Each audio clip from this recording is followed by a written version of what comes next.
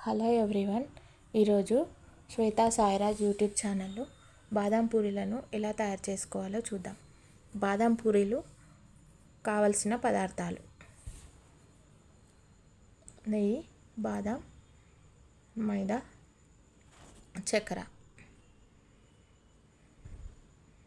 బాదం పూరీలకి 2 కప్పుల మైదాని తీసుకుంటున్నాను. 2 కప్పుల మైదాని కొలతలతో తీసుకుంటే బాగా వస్తాయి బాదం పూరీలు.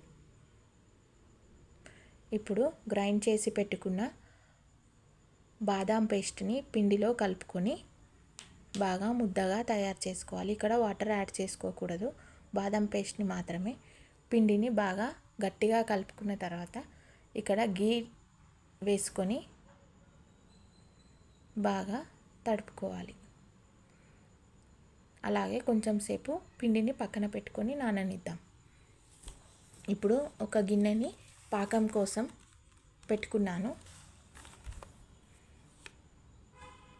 2 కప్పుల మైదాకి 1.5 కప్పు వాటర్ని యాడ్ చేసుకుంటున్నాను.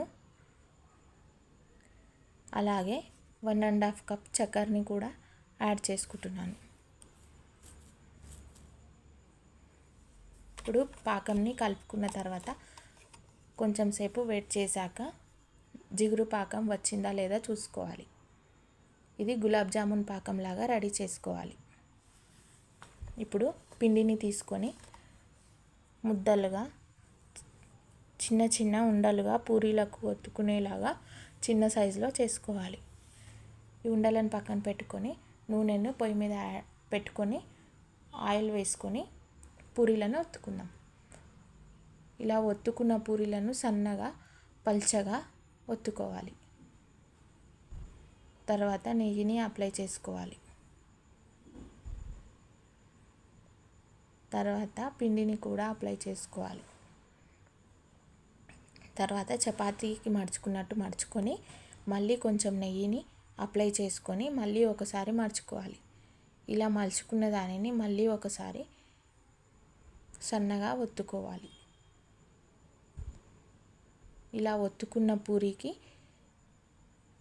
రంధ్రాలు పెట్టుకోవాలి. ఈ రంధ్రాలు ఎందుకు పెడుతున్నానంటే పూరి డీప్ ఫ్రై చేసినప్పుడు బాగా వేడవుతుంది లోపల.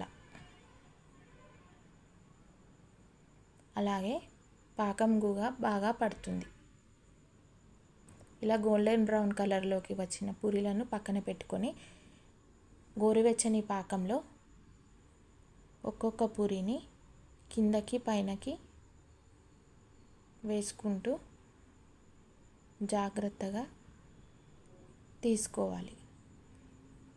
ఇలా పాకం జార విడుచుకొని ఒక్కొక్క పూరిని అలాగే అన్ని పూరీలని ఇలాగే వేసుకొని పాకం అంతా బాగా జార విడుచుకొని ఒక సర్వింగ్ ప్లేట్లోకి సర్వ్ చేసుకొని కొబ్బరి తురుముని వేసుకోవాలి. బాదం పూరీలు మీకు నచ్చినట్టయితే like, share, subscribe to Shweta Sairaj YouTube channel.